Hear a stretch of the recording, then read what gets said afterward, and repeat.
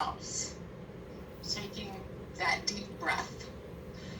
I believe that we are truly in a great reset. We are in a great reboot. This is an opportunity for us to breathe, to reevaluate, to find, to hear, to feel, to see, and to find ourselves. So to understand how it is I even got where I am here today talking to all of you would require me to go back in time just a little bit in order for any of this maybe to make sense. I was born and raised in a small town in Kansas, Lawrence, Kansas to be exact. This is where I learned to connect with my environment.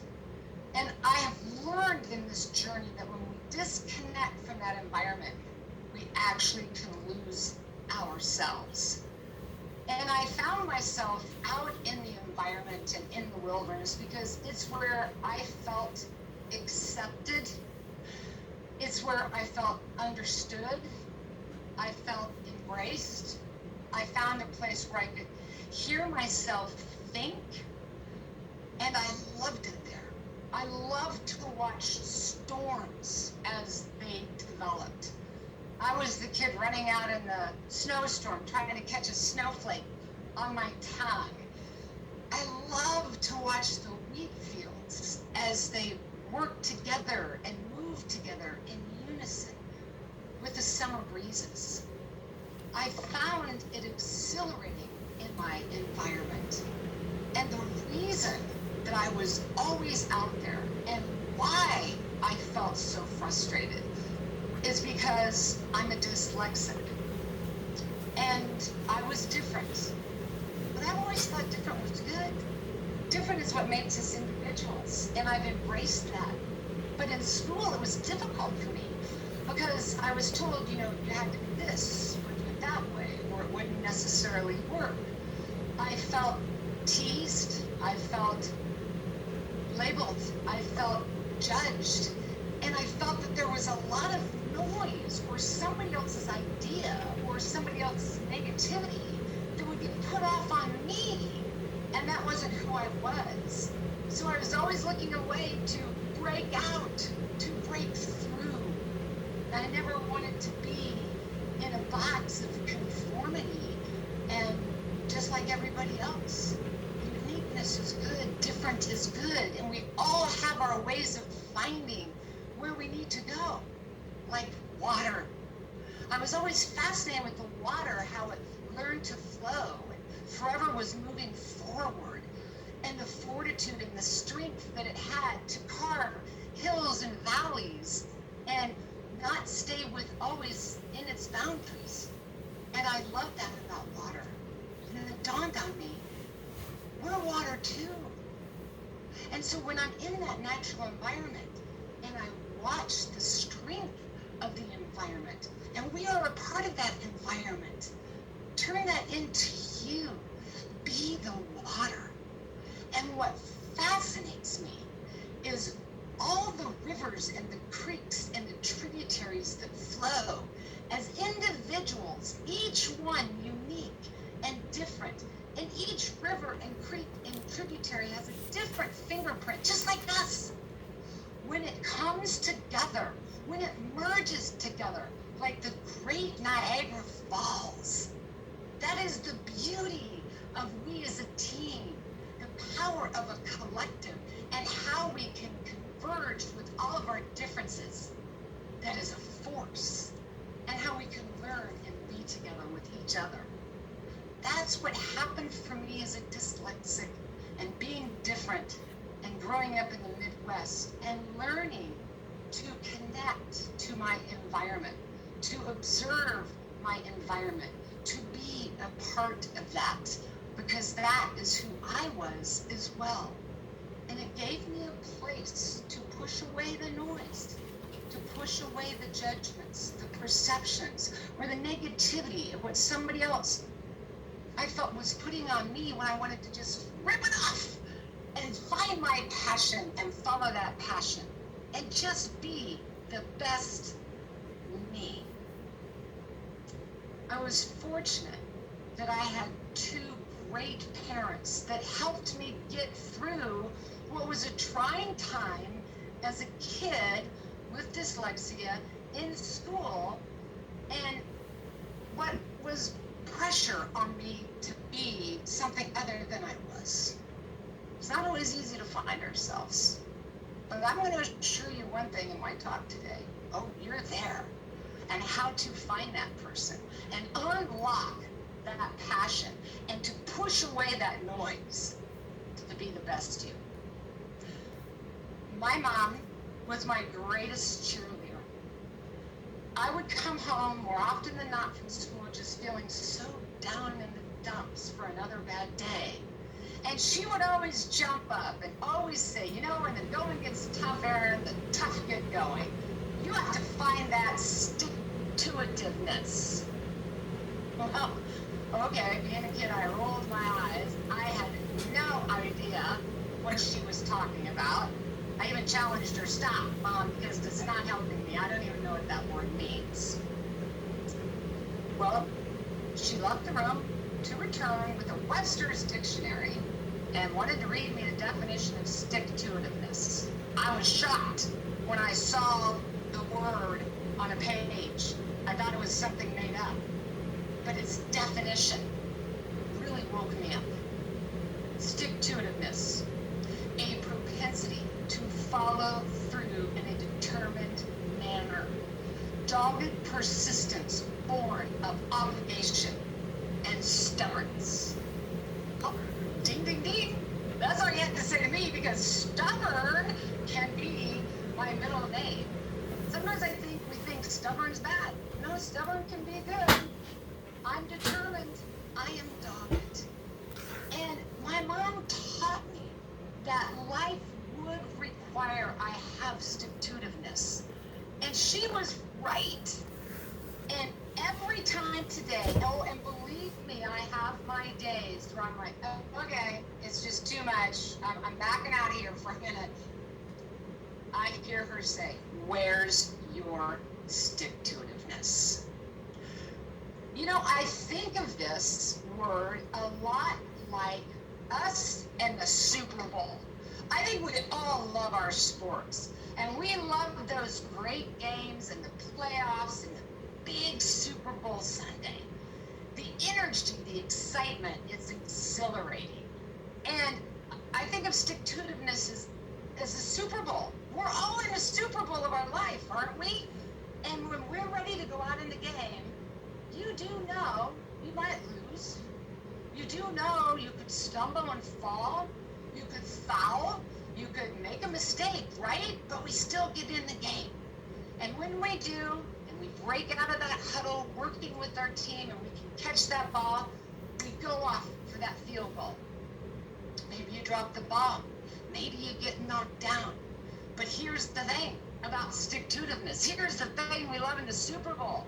You reconvene, you get back with that huddle, you break out again. You don't throw the ball down, you don't quit, you don't give up, you don't stomp off the field. You get back in there, you pick it up, and you go again. So don't ever forget in life that you may stumble and fall. You may pick up 20 yards, you might get pushed back for 40. Okay, what do you learn from that? Work together, go back out there, do it again. You may pick up 60 yards, and you may get pushed down again, but you go back at it again. Next time, you may make that touchdown. It's about never giving up, having that stick-to-itiveness, never being afraid to fail.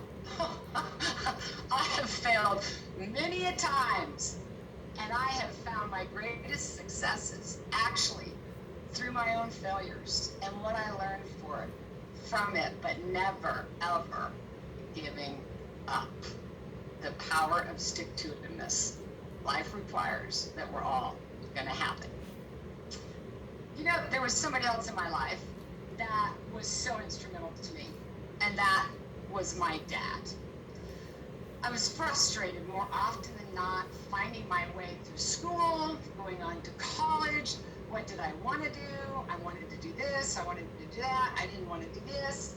And I asked my dad, he was an engineer, he was strong, he was stoic, he was supportive, he listened, and he'd always kind of wait for me to work it out and to find that place. And he told me, Erin, do what you like and you will succeed. It is about finding what you like because that's your passion. And when you have that passion, there's that excitement. And he was right. When I went to school, one of the first jobs I had was at Danny's Menswear. And everyone was like, why are you doing a job like that? I'm like, okay, well, because it's, menswear, and I love the men. I could go out there and talk and be me, and I was excited, and I liked fashion, and I liked to talk, and I put it all together. Oh my gosh, I was saleswoman of the month every month. My dad was right. I found what I like to do. I like to talk. I like to be with people. I like fashion.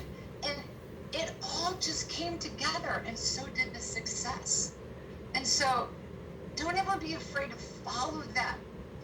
People will tell you, you shouldn't follow that dream. Don't be silly. You can't do that. Yeah, you can. Do what you like. Follow that heart. Follow that passion. I've learned, rarely will it steer you the wrong way. And even if it turns out not to be what you'd hoped, you found that passion, that fire that ignited you within to get you there in the first place.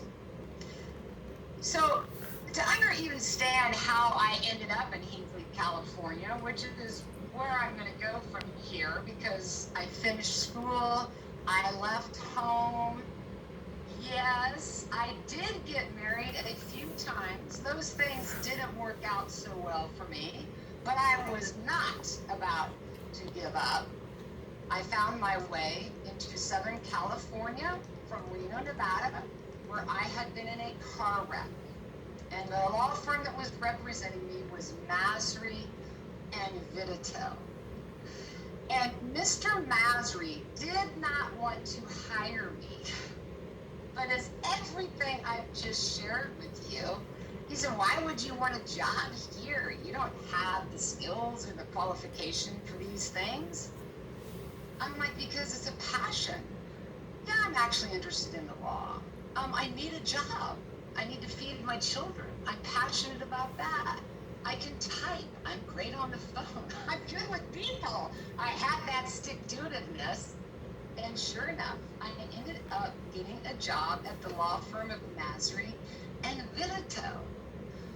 This was the kind of beginning of everything that you may have read about me or know from the film Erin, Brockovich, but there's a lot of little untold stories. And it didn't want to hire me. But through my passion, I got that job. And I didn't know it at that time that everything that I had gone through and everything my parents had offered me was preparing me for what was to come. And that was a phone call on a given day that there was something strange happening in a small desert town that nobody wanted to believe could possibly be happening. And I was the person that Mr. Masri approached and asked me to open a file on this case, and I became curious at what I was reading, and it didn't make sense to me. So I asked Mr. Masri if I could go out to that small desert town, and I did. When I got there, I felt like I was in some sort of almost dream. Everything that was happening around me felt very familiar. Something didn't seem right. Something didn't feel right. Everything that I learned in my environment, in that power of observation, was off. Things weren't making sense. And that's precisely what I went with. I precisely went right here into my own head, my own heart, my own gut, and I stayed with it. In me, this was so important because everybody was telling me when I started talking about what was going on or what could be happening or what I was seeing, what I was experiencing, everyone told me, oh, that can't possibly be. Well, okay, so I saw, let me tell you what, the two-headed frogs and the green water did not make sense to me, but nobody else wanted to believe it. You know, we're visual, and let me tell you, seeing is believing. And so I got this pushback.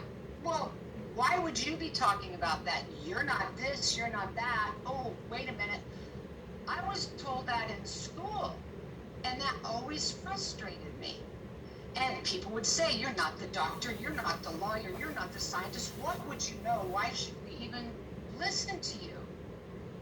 And I was struck by that. If you ever hear someone say you couldn't possibly do that or you couldn't achieve that, whoa, wait a minute. I don't have to be anything to be a human. And to know what I see, what I feel, what I'm experiencing, and how I can ignite that fire within to go and find out what might be going on and to get a job done. And that is precisely what I did. I took all of what I learned out in Hinckley, California, and I applied it. And I still apply it today. One thing that I learned while I was there is how can I share something with others that is almost a tool or a takeaway, if you will, of things that you can work along the way. And stick-to-itiveness is one of them. You know, finding your passion is the other. One thing I really learned in Hinckley was the power of my common sense. We talk about logic all the time. And what is logic, really? Well, I've learned through my observations and my instincts that my common sense often will lead me to that logical place. And that's something that I applied in my work then, and I apply in my work today. So I think of it this way. Growing up in Kansas, where we have tornadoes, early in the morning, I would almost know something was coming because you can feel air pressures change. When you can get still, it's amazing what you can observe around you and hear and see in that stillness. Stillness isn't silence, it's being still. It allows that common sense to speak to you. And I would feel air pressures changing. I would notice that the birds weren't chirping. The crickets were quiet. And I became more keen and aware of what was happening around me. And let me tell you, when that tornado siren went off, when that sky turned dark as night, I didn't need to call the Weather Channel to see if it was an F4 or an F5. Rather, I knew to move to safety. Using your common sense can move you into the logical place and the right direction. Common sense, logic. What was the next thing that I began to observe that would work in my favor? Oh yes, working with the people, being with the people, listening with people, that team effort. You know, we say the word leverage, and oftentimes we think it's something bad. But leverage, you know, in mathematics, 1 + 1 = 2, right? But in the power of leverage, 1 + 1 is 1,000 of more. It's that team. It's that collective. Had we not all been together, striving for a very similar goal, clean water and good health, the outcome could have been very, very different. So when we came together as that team, and we listened and we worked together, we found great strength. Logic, common sense, leverage your community, loyalty, being true to yourself, being loyal to a cause, being loyal to a family. That's your stick-to-itiveness. That is that follow-through. being loyal and seeing it through to the end. Logic, leverage, loyalty, and the other thing that I learned that I sometimes see missing, and it's our why. I used to ask myself all the time, every day, 3.5-hour drive from LA to this small town. I didn't see my children. I wasn't earning the best of a living. I was frustrated. Everybody was telling me I shouldn't be doing what I'm doing. And I just felt those moments. Why am I doing this? Why am I waking up and participating in this rat race? When it dawned on me. And I hope we can all ask ourselves, what is your why? What is that motivator? I was getting up every day because I loved life. I loved the people in Hinckley. I loved the environment. I loved my children. I loved the idea of having and being able to provide a home. I loved the warmth of the sunshine on my face. I soon realized every single day I was getting up and I was participating in what sometimes felt like a rat race. But the motivation, that why, was coming because I loved. There's so much for every single one of us. If you're feeling lost or you don't have that why, remember why you're doing something in the first place. It will be born of love. So armed with stick-to-itiveness, logic, that common sense, leverage, and understanding that is the collective, understanding that is all of us in this together. Loyalty, being true to that cause, looking at your why, and doing it not from a place of hate or frustration, but from a place of love, from a place of confidence and courage and being together. And we got through it all. So, as I said, from the moment I stepped in that town, I knew something was wrong. And I want to share a story here with you. They kind of come to mind, but I think it's important. And when I started my work in Hinckley, I was like, whoa, what's going on here? I had that moment being from Kansas. I felt like Dorothy from the Wizard of Oz. And though we're not at home anymore, reminds me of where we are today. And you may have all seen the movie The Wizard of Oz, but I'm fascinated with the book The Wizard of Oz, written by L. Frank Baum at the height of the Industrial Revolution. And I find ourselves in a very similar parallel today. And you all know the story of Dorothy, and she meets the Scarecrow and the Tin Man and the Cowardly Lion. And there's a story for each one of them. And I could share that. I'd probably go way over my time today if I did. But if you just even look up the meaning of the book, The Wizard of Oz, you'll find it on Google.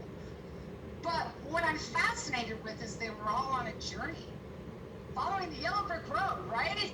To go find the wizard, the person that would figure everything out for us. And we're all on a similar journey as well. We're on a path, a journey to self-discovery, to what we love, what we want to be. And oftentimes, we do think that maybe there's someone out there that could fix or find or do these things for us. And if you remember on that journey, they got put to sleep by the wicked witch that didn't want him to find out, the truth. And I wonder, in this day, if at some level, maybe we got comfortable. Maybe we were complacent. Maybe we did believe a lot of things. But I truly believe we are in a great reset, a great reboot, a great moment, a rebirth, if you will, right now. And we are learning, just as Dorothy and her cast of characters did when they pulled back the curtain. There really wasn't anyone there. to tell them what to do or how to get home. Here's what they had forgotten. They could do that for themselves. They too had a brain. They too had the courage. They too had a heart. And that they could find their way back. And that is precisely with everything that's going on in our world today, where we are. We are reconnecting again. Reconnecting back to that environment. We've had a moment of reflection where we were stopped to realize and connect to who you are again. You do have courage. You do have that intellect. You do have that heart. And we will move through this storm again, stronger, wiser, and better than we have been before. I never knew. I would have never thought that I would be here today. Going back to when I was a kid and being told you'll never do this or that. But yes, I did. Don't let anyone ever tell you you can't do something. Yes, you can. I learned in my life to be what I call the ram, and I love rams and watching rams. Look at how stoic they are in the rocks and coming down the hills in the precarious moments. They're precise, they're thoughtful. They do have foresight. Where am I going to move? They have that courage. So I encourage you to think of yourself as a RAM, and my acronym RAM stands for Realize, Assess, and Motivate Oneself.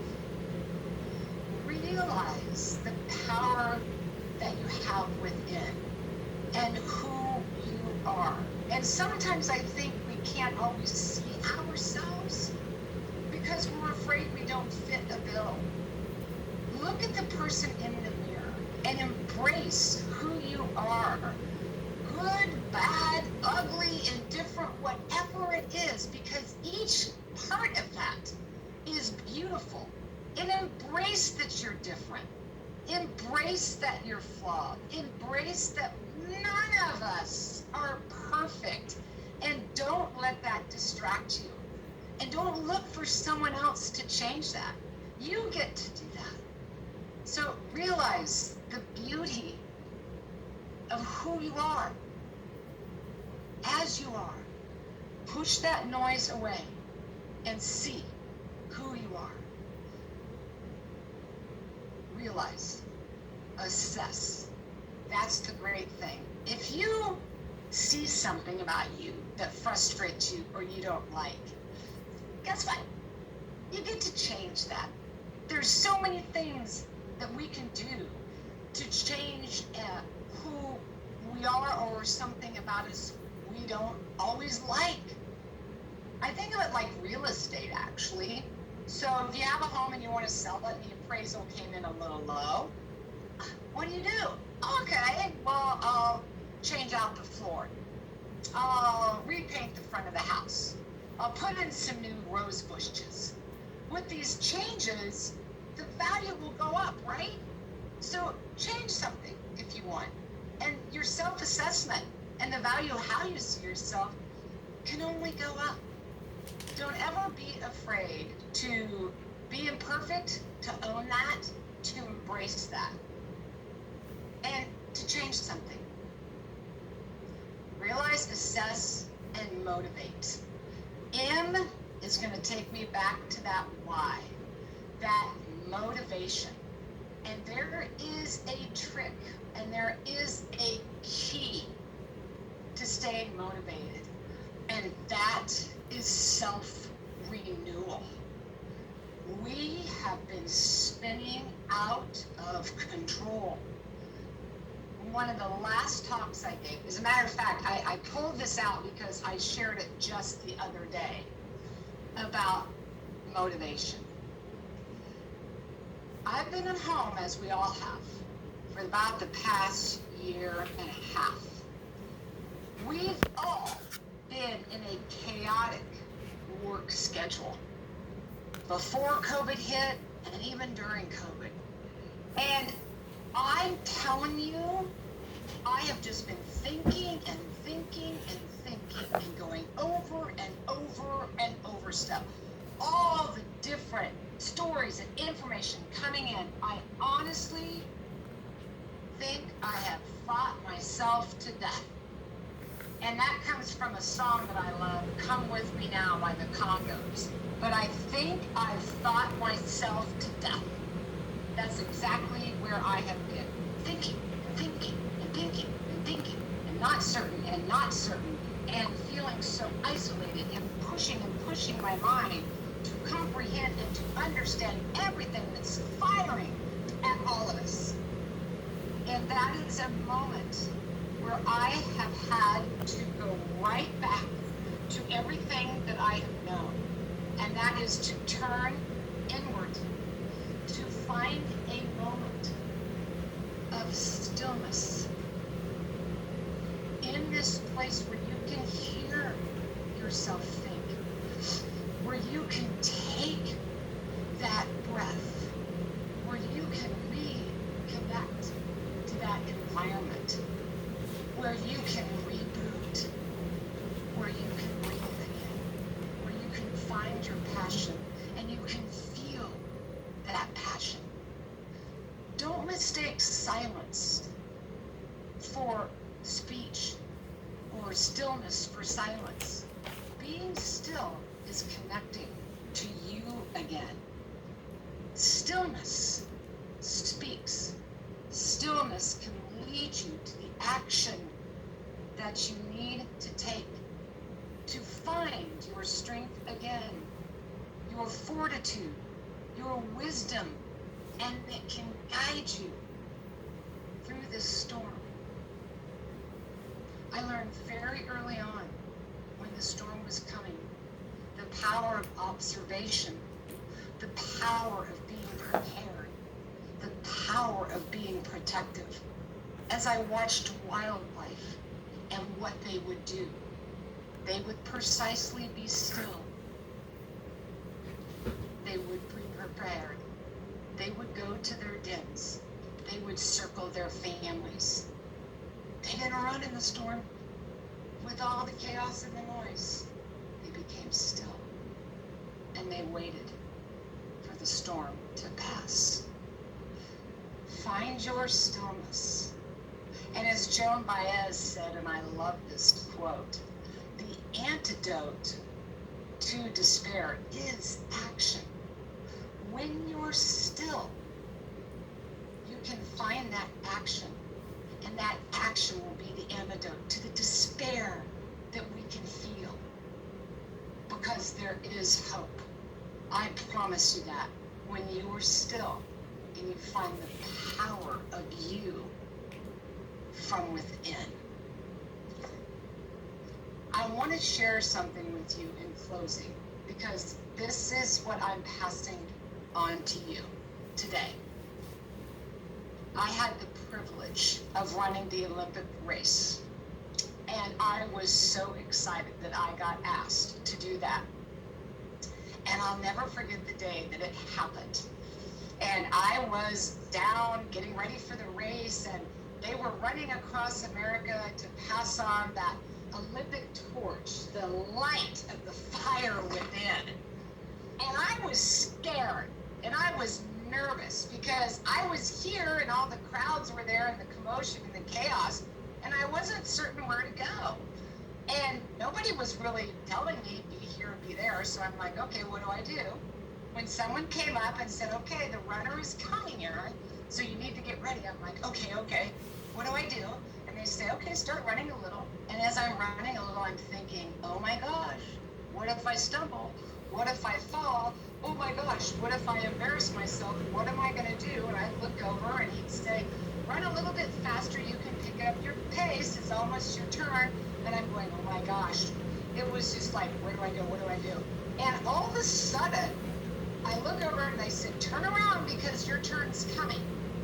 And I turned around to grab the Olympic torch from the runner. I didn't know where I was going or what I was going to do, and I may stumble and I may fall, but I'll tell you what, I grabbed it. And that's what I want you to do. Because the minute I did, the fire within, yes, I knew where to go. And so today, I did. I took this off my wall. And today, I am passing this to you. And it says right here, light the fire within. You may not know. Always, should I grab it? Should I go with it? Should I believe I can do it?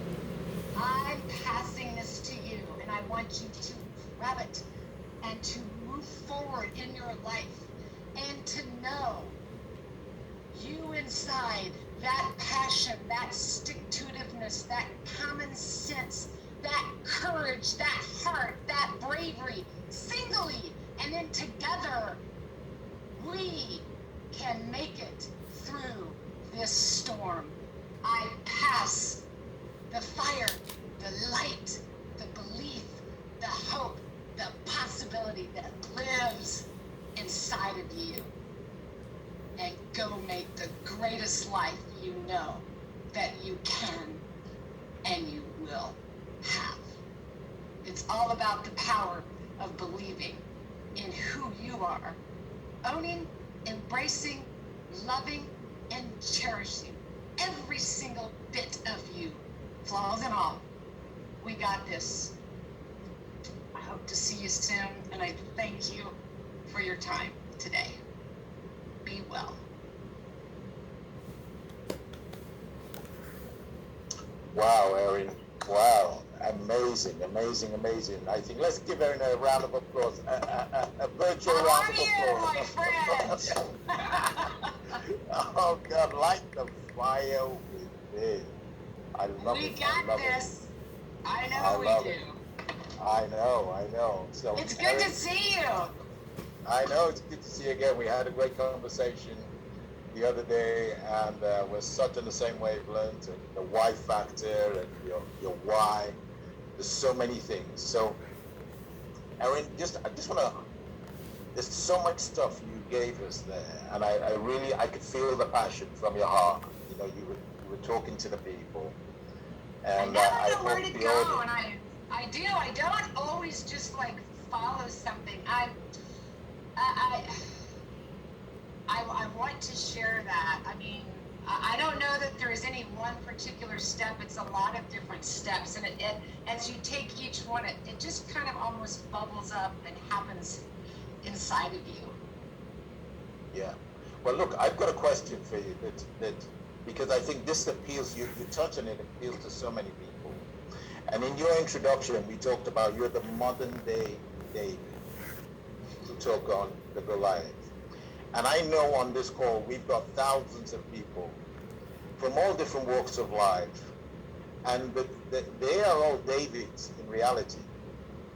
And the challenges around them are the Goliaths. And you took on that Goliath when you were that little tiny person without the whole background, everything. You went and you fought. What advice would you give to somebody who is just new, starting out, overwhelmed with what's going on, and they don't feel confident enough in themselves to fight through it? Yeah, that's a good question, and I have felt that way many times before, even today. I began my journey when I was 30 out in that small town, certainly uncertain of myself, and here I am 61 today, and don't think I don't have moments of uncertainty. But don't second guess yourself, and this is really, I kind of close out with that word, it's a moment to be still. We can be our own worst enemies, by the way, because you get that voice in your head because somebody else thinks you're not good enough or you can't do it if you're not certain. Here's what I've learned. Hear that, accept that, and work with that. And that's oftentimes what we don't want to do, or own something that we think we can't do. Allow yourself to feel all of these different emotions. And be quiet sometimes. You know, I've been in community meetings when I get in the middle and I wasn't certain what to do, so I listened, and I took the information in. I felt what was happening around me. I wasn't afraid to ask questions, and I wasn't afraid to get myself out of my own uncomfortableness. Not anybody else can necessarily see that you're uncomfortable, so sometimes you stop yourself from moving forward. So have a conversation with yourself. I'm uncomfortable. That's okay. Own that and push yourself out of that uncomfortable zone. Each time you take a step like that, you get a little bit more empowered, a little bit more confident, you have a little bit more courage, you'll realize that you're having a conversation with someone, and it just crescendos from there. You're absolutely right. You've got to be prepared to be uncomfortable to get comfortable. Mm-hmm. You know, it's important that you do that. So And we're it's talking not about comfortable, by the way. I know. Life is, you know, what's that thing that Les Brown says? He said, life is hard. You know, success is hard, failure is hard. You just got to decide which hard you're going to do. By the way, it's hard. It's hard. So you've got this thing about the reset. You talked about what we've been through. And I think some people went through that reset, refocus during the lockdown, and we've come out of lockdown. They seem to have gone back into their busyness and lost some things. How do you stay grounded? That's a really good question. And the answer is definitely going to be I reconnect to my environment. Observation is key, and not only observation of others or your surroundings, but observation of your own feelings. Am I feeling, why, my heart is racing, I'm kind of anxious, I'm feeling kind of shaky, was it too much coffee? But when I get like that, immediately I flip to be still for a minute. Take a breath, because you're going to start running faster and faster and quicker and out of control. So you know what? Be okay with saying, I need to take 5. Go take a walk along the river bank. Pause just to hear nature, the birds chirping. Go put your feet in the sand. Reconnect to the energy of this universe. It's real.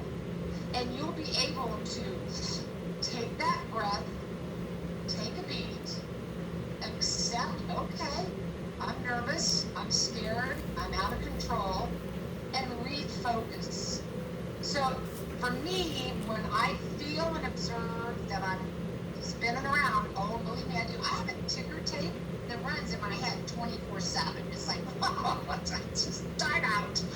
Don't be afraid, because I think we have to keep going. You don't. I think it takes more courage to go, whoa, time out. Let me gather myself before I trip and fall, or actually say something I don't. Let me think for a minute. That's okay. So recognize and own when you might be out of control, and don't be afraid to say, time out for a minute, and take it. You'll reconnect, you'll reboot, you'll be re-inspired.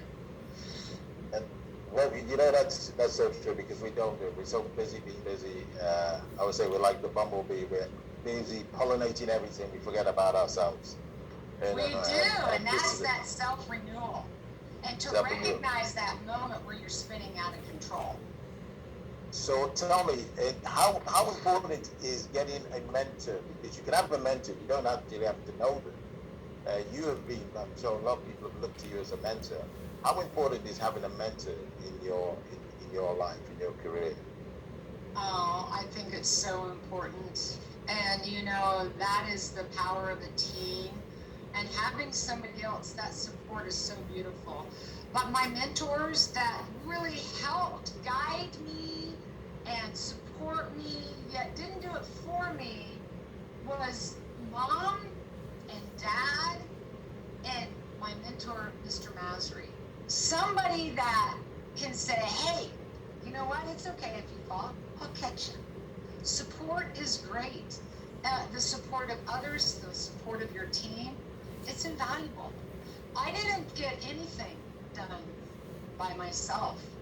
I had the courage to chase through or become a leader or get ahead, get down the line. Yes, sometimes by myself. But I had a team support me, a team with me from the law, from experts, from the people, from the community. Mentors are invaluable. To have somebody to listen to guide you, to bounce things off of you, to let your guard down, to ask that silly question that you won't ask otherwise because you're a mentor and you can either laugh about it or you won't feel judged or, teased or something because we all move away from that. Mentors are fabulous and I've had many a good one. And this was never done and accomplished just singly because of me. And in this day and age, with so much information available and you have access to so many people, you can really learn from so many people. But I do like that part, which is critical. I've coached thousands of people over the years. And what I found is until they make the decision that nobody is going to do it for you, you have to own this, you have to accept the responsibility. How important is that? Accepting the responsibility for you. It's everything. I'm really glad you brought that up because we're afraid to accept, and I touched upon it briefly, that we made a mistake and we're flawed. I'll never forget a moment where I had done something, and I could usually be in trouble with the attorneys because I'll do something and I'll get into trouble. But one of the attorneys was really frustrated with something that I had done. And in front of everyone, just, did you do that? And guess what? I did it. I owned it, and I said it. And the look was like, what am I supposed to do with that? The truth? The truth does set you free. If you make a mistake or you've done something wrong, that's okay. Own it. Oh, that is very empowering because when you do, you forgive yourself, you brace yourself, you accept I'm not perfect, and oftentimes it won't happen again. You know what? Own it. Own who you are. Own that mistake. That is powerful. That is so true, and you've got to be able to laugh at yourself. No, you do. You've got to be able, and you said nobody's perfect. No. Nobody. No. One of my philosophies is life is about evolving to be the best you can be, not the best somebody else. The best you can the best be. you.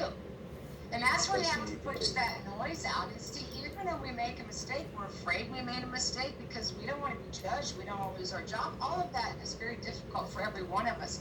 But I have found being honest with yourself and true to yourself is the most freeing, empowering thing that you can do for yourself.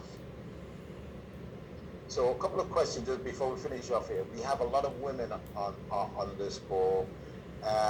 What advice would you give to them to step up into leadership? To just push themselves just a little bit longer into leadership. Well, let me tell you what. Moms are amazing. All women are amazing. Moms tend to operate with a really keen sense of that inner gut that I talked about. Well, science backs me up here, and women are very good with this. Your second brain is your gut. And instinctually, they often know what to do, but they second guess themselves. Don't do that. Oftentimes, that middle moment, you have that moment, you're like, you know what, I can do this, but you'll suddenly move away from it because maybe somebody else without you. Nope, go right back to what you know. That leadership exists in you, and you've been demonstrating it all along. So stay real connected to you and to yourself. I'm going to tell you in my current book, Superman's Not Coming. Now, mind you, that's about a national water crisis that we are all facing, but the message, we the people, and you yourself, what we can do about it, I promise you, across this globe, I have seen women that get right here They know when you're lying. They know when something's up. They know when something's wrong. To connect to that and step out and be that leader that you know you can be. You have a very unique skill. You've just got to own it and believe it and not be afraid to work with it and step out there. But I have seen women across this globe, singly and then unitedly. Oh boy, when we're together, I just tell everyone, get out of the way, because they are going to come right through and get that job done.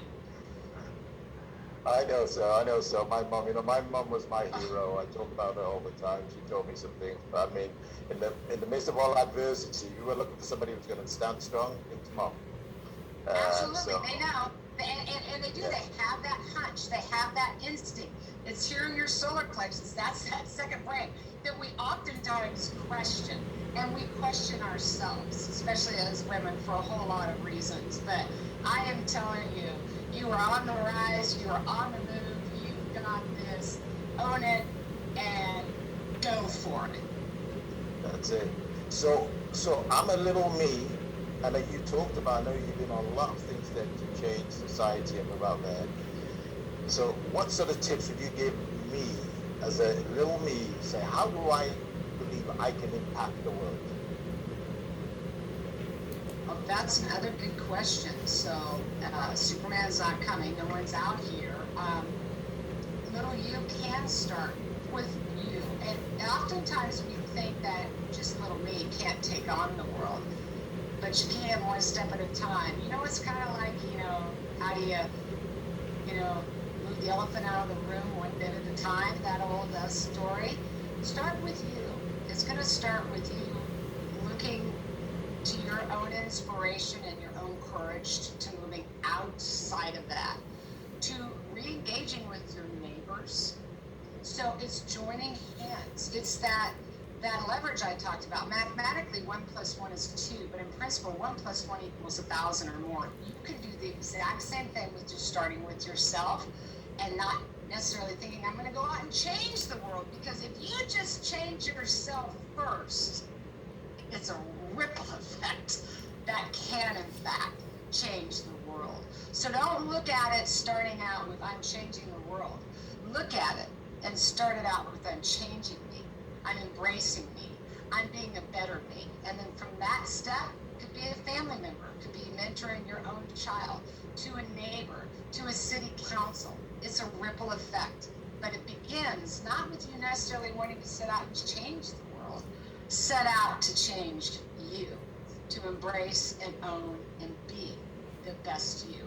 You, when you do, will be a huge ripple effect.